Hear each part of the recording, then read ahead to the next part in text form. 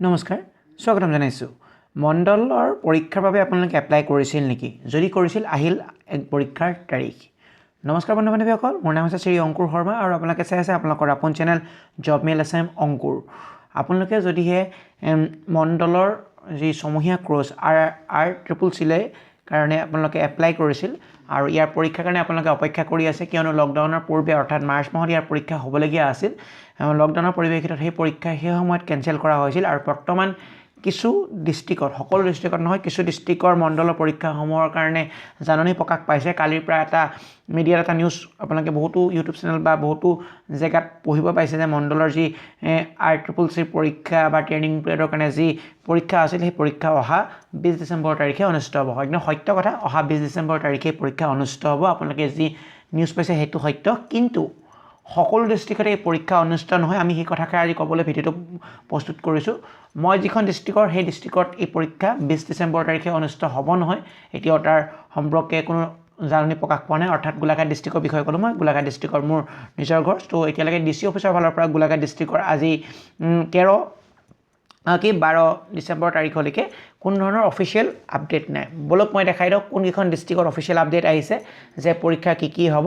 আৰু তাৰ পূৰ্বে মই এখন ডিষ্ট্ৰিক্টৰ অফিচিয়েল আপডেটটো আপোনালোকক দেখাই ল'ব বিচাৰিছোঁ তাৰপিছত বাকীখন ডিষ্ট্ৰিক্টৰ কোনখন ডিষ্ট্ৰিক্টৰ অফিচিয়েল আপডেট আহিছে ডিষ্ট্ৰিক্টখন আপোনালোকক অৱগত কৰিম সো এইখন এখন জাননী যিখন জাননী প্ৰকাশ পাইছে যোৰহাট জিলাৰ ফালৰ পৰা আপোনালোকে দেখা পাইছে ইয়াৰ দ্বাৰা সংশ্লিষ্ট সকলোকে জনোৱা হয় যে যোৰহাট জিলাগত 22/3/2020 অৰ্থাৎ মই ইতিমধ্যে কৈছিলোঁ মাৰ্চ মাহত অনুষ্ঠিত হ'বলগীয়া তাৰিখে ভূমিলেখৰ জৰীপ প্ৰমাণপত্ৰৰ প্ৰশিক্ষণৰ RCCC ট্ৰেইনিঙৰ বাবে হ'বলগীয়া লিখিত বাছনি পৰীক্ষাটো পুনৰ অসম চৰকাৰৰ ভূমিলেপি জড়িত চিঠি নম্বৰ অধীনস্থ মানে আপোনালোকৰ যিটো ডাক নম্বৰ আছে ডাক নম্বৰ বা যিটো এডভাৰটাইজমেণ্ট নম্বৰ আছে সেইটো দিয়া হৈছে তাৰিখ 4/12/2020 তাৰিখে নিৰ্দেশনা অনুসৰি অৰ্থাৎ 4 ডিচেম্বৰ তাৰিখে অফিচিয়েল নটিফিকেশ্যন প্ৰকাশ পাইছে অহা 20 ডিচেম্বৰ 2020 দেওবাৰে পুৱা 10 বজাৰ পৰা দুপৰীয়া 1 বজালৈ নিম্নলিখিত পৰীক্ষা কেন্দ্ৰসমূহত অনুষ্ঠিত হ'ব বুলি উল্লেখ কৰা হৈছে অৰ্থাৎ পৰীক্ষা কেন্দ্ৰসমূহ ধৰি দিছে আৰু অহা 20 ডিচেম্বৰ তাৰিখে অনুষ্ঠিত হ'ব যি পৰীক্ষা হ'ব লাগিছিল 22/3/2020 অৰ্থাৎ 22 মাৰ্চ 2020 যি পৰীক্ষা হ'ব লাগিছিল সেই পৰীক্ষা বৰ্তমান যোৰহাট জিলাৰ কাৰণে 20/12/2020 তাৰিখে 10 বজাৰ পৰা দুপৰীয়া 1 বজালৈ অনুষ্ঠিত হ'ব আৰু কেইখনমান জিলাৰ বৰ্তমান অফিচিয়েল নটিফিকেশ্যন অনুসৰি এই একে সময়তে পৰীক্ষা অনুষ্ঠিত হ'ব বাকীখিনি আমি চাই লওঁ ইয়াৰ কেন্দ্ৰকেইটা কি দিছে আৰু যদিহে আপোনালোকে ইয়াৰ কাৰণে আপোনালোকক যোৰহাট জিলাৰ কাৰণে বিশেষকৈ কৈছোঁ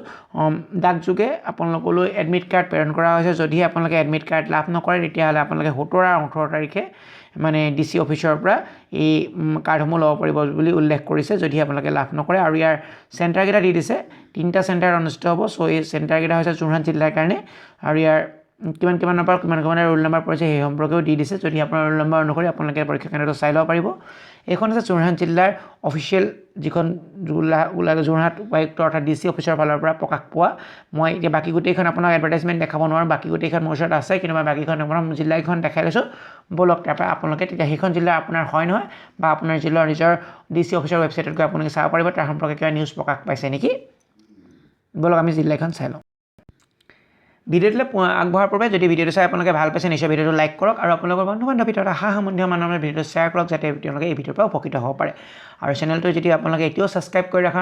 অনুগ্ৰহ কৰি আমাৰ চেনেলটো ছাবস্ক্ৰাইব কৰক লগতে কাষৰ নটিফিকেশ্যনৰ যিটো বেল বটন আছে তাক প্ৰেছ কৰি অল কৰি ৰাখক যাতে আমি আপলোড কৰা প্ৰতিটো ভিডিঅ'ৰ নটিফিকেশ্যনে আপোনালোকে পোনপ্ৰথমে লাভ কৰিব পাৰে বলক এতিয়া জিলাখন চাই লওঁ